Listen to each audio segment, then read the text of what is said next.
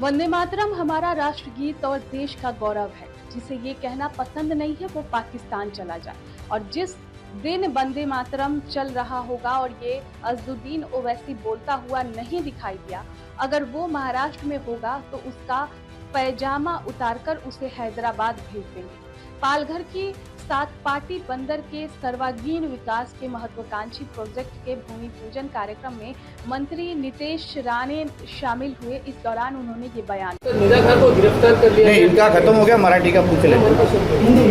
बोले। निदा खान को गिरफ्तार कर लिया गया, क्या कहेंगे सर? देखिए, ये निदा खान को गिरफ्तार करने से ज़्यादा बड़ा प्रश्न यही है कि निदा खान को अभी तक कौन प्रोटेक्शन दे रहा था, कौन उसके पीछे था, उसको कहाँ से अरेस्ट हुआ है। तो MIM कॉरपोरेटर के घर पे छुपी थी। तो ये जो MIM का कॉरपोरेटर है वो जो हमको पर ये हमारे पास ये भी न्यूज़ है कि उसको इम्तियाज़ जलील सपोर्ट कर रहा था। तो फिर ये MIM ये जो पार्टी है ये पॉलिटिकल पार्टी है या टेररिस्ट ऑर्गेनाइजेशन है? क्योंकि PFI ISI अलकायदा से कुछ अलग काम ये लोग करते नहीं हैं। वो लोग भी जिहादियों को ही मदद करते हैं।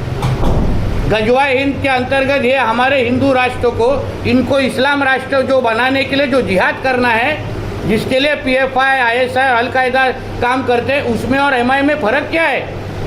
तो इसलिए ये MIM को पहले तो उनको बैन करना चाहिए क्योंकि एक टेररिस्ट ऑर्गेनाइजेशन है। और ये इम्तियाज़ जलील और उनका जो कॉरपोरेटर है उनको तुरंत अरेस्ट करके उनकी इंक्वायरी करनी चाहिए कि उनको पीछे की उनकी ताकतें कौन है, कौन ये हमारे देश में गजवाए हिंद करना चाहता है। वो सब की इंक्वायरी अभी हमारे देवेंद्र फडणवीस साहब की सरकार जरूर करेगी।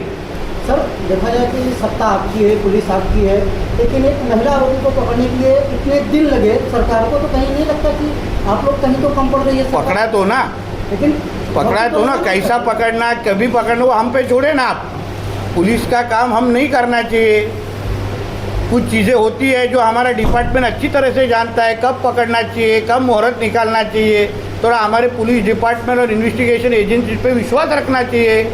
आखिर में ये भी कहूँगा कि हमें इसलिए हमारे सनातन हिंदू धर्म के ऊपर गर्व है क्योंकि जब भी अशोक खरात का विषय बाहर निकला था तभी हमारे हिंदू समाज का कोई भी व्यक्ति, फिर वो राजनीतिक हो या कोई भी, किसी ने उसका समर्थन नहीं किया।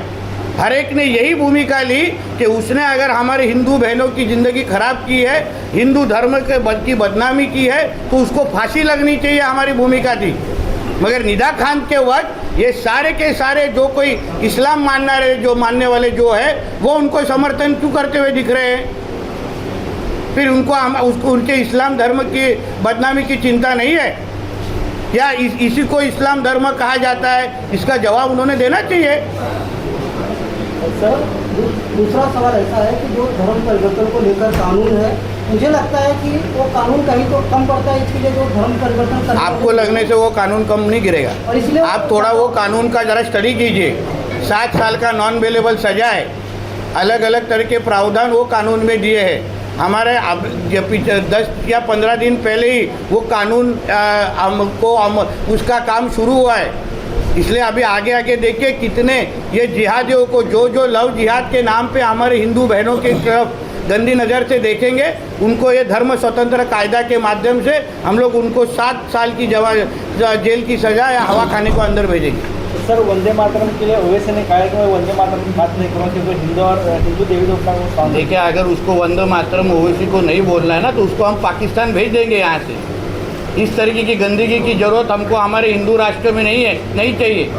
इनको हमारे भारत देश में रहना है, हमारे सब स्कीम का फ़ायदा लेना है, हमारे इधर चुन के भी आना है और फिर हमारा राष्ट्रगीत, हमारा ध्वज और हमारे ही देश को संविधान के खिलाफ भूमिका लेनी होगी ना, तो इनको इनके पाकिस्तान के अब्बा के पास हम लोग भेज देंगे। ये गंदगी हमको नहीं चाहिए इधर।